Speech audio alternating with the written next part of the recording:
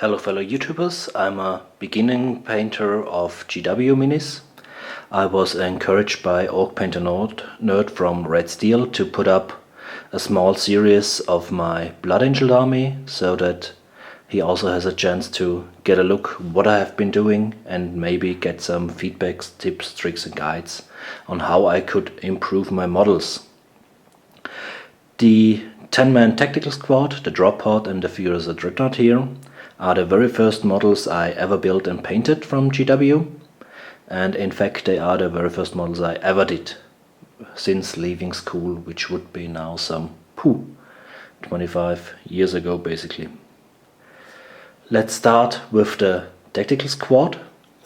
They have been, like the rest of the models, hand painted with a brush and GW colors. The GW colors in itself from a quality standpoint I like quite a lot. They worked very well for me. However, I probably made the mistake of undercoating them in black primer. So the models came out very dark after painting over it with the red. And also the red was barely able to cover the dark. The black background, so it was quite a struggle to get a somewhat even paint coat on them that's looking okay. Also, since these were the firsts and I didn't watch enough guides before starting, I have to say I made quite a lot of errors. Probably the biggest one was that I started with a very dark red and then that I didn't highlight enough. So at the moment the models look very flat in color and it looks also of course quite fake.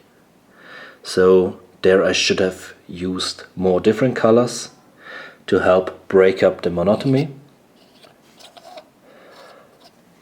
As you can see, it's quite, it looks more or less like one color, and that was also a lesson that I learned on the first batch that I did, that I'm not very skilled at mixing paints together to get different paint effects. For me to work properly I will need quite a larger range of colors to get really the effects that I want to achieve with them. If we compare some of the other models here with yellow decals this time, it just starts looking a lot more lively and more interesting than the very flat red one with the, even I think without decal. This one is better, but it's still of course very flat. I didn't properly paint here the lightning effects, which I probably should have, but after having to do it 2 times already because it didn't come out the way I liked it, I decided just stick with a flat black and blue surface so that it's looking okay-ish instead of horrible. Also, like you see here, I didn't pose the models a lot, but then I have to admit that I quite like them in this way. I think the standard poses that the models come with are quite good for me, and that I don't need to do a lot of posing with them. For me this looks already good, and I'm not a big fan of having too much movement in the models themselves. Also, I didn't base the models, mainly because I don't like having a base that's not fitting to the surface.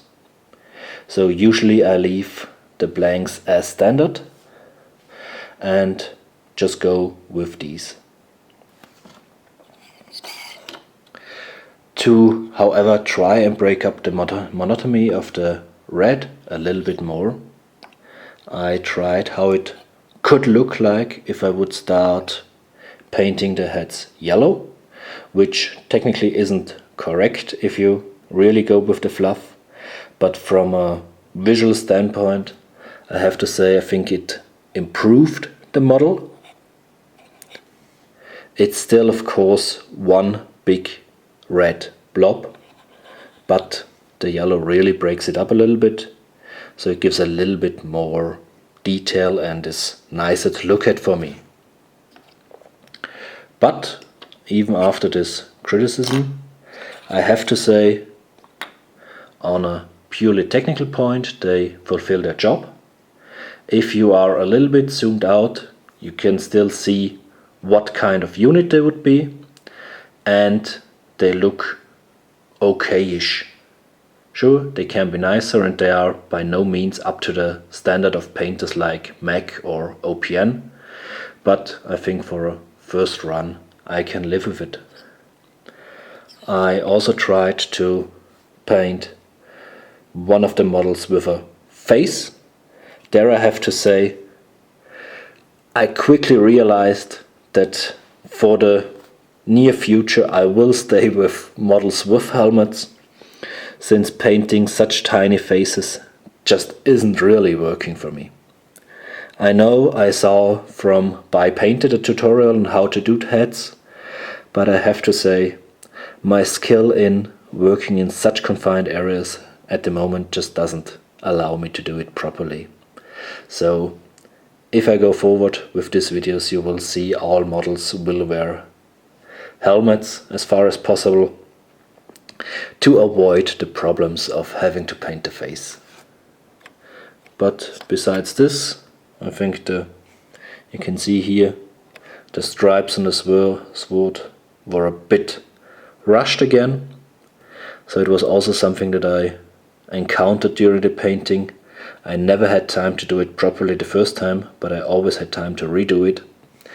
But after some redos I just got annoyed with myself and started painting over it with a clear base coat, and then did just some yellow stripes to get it done with. So patience, not always a virtue of myself, but those models need it and deserve it. Besides the tactical squad, I also started out with a drop pod, because I thought it would be a nice way to get them into the action. The model itself I actually quite liked to build, because it was big, it was chunky, so for a beginner like myself it was quite nice to do. However, I didn't clean up the spruce properly, so the doors somewhat close but not fully. As you can see up here, there's still quite a gap here that I would have to sort out. And again I primed the model in black, so you can see here in the darker areas the red didn't cover properly the black base coat, and it's still looking a bit patchy. There I should have probably started with a lighter base coat to get a better coverage with the red.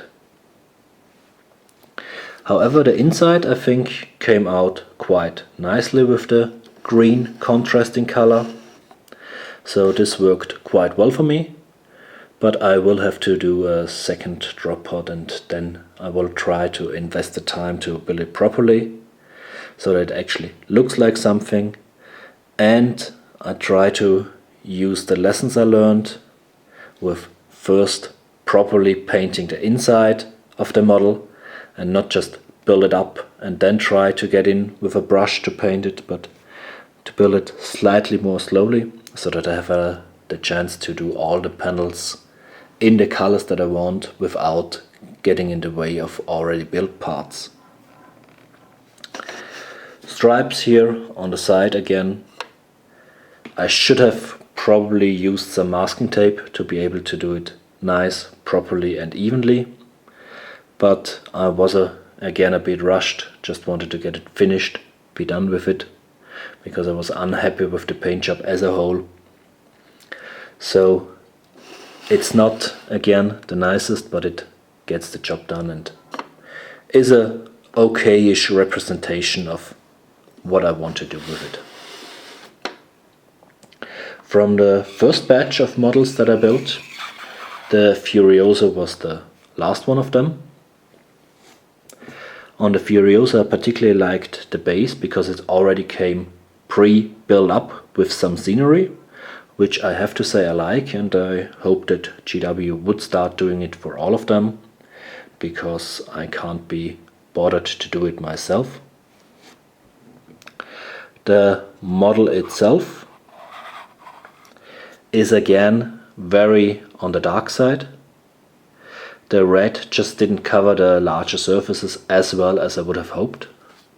So here I would have either had to use reds far more with the brush, or again rather prime in grey or white, which I probably will be doing from the future on with my models, just to not have this problem of being very dark and then trying to get brighter and brighter. But I liked building the Furioso. It had a limited amount of parts again, but they were nice, big and chunky, so it was quite a lot easier to build them than a lot of the other models. But what I learned really with this model was that this paint blending isn't really working for me, and that I really need to get more colors to be able to show effects like I would have liked them.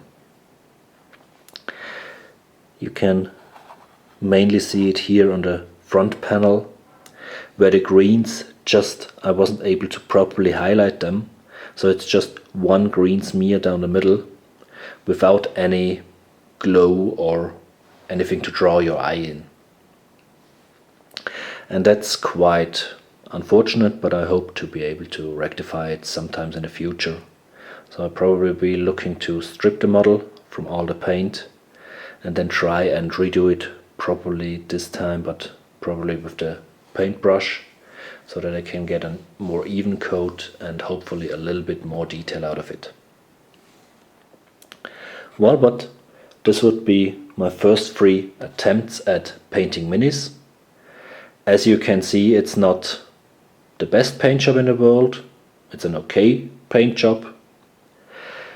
If there are some hints, tips, tricks or guides that you would like to share, sure, put it in the comments. I will make sure to read it and think about if I would be willing.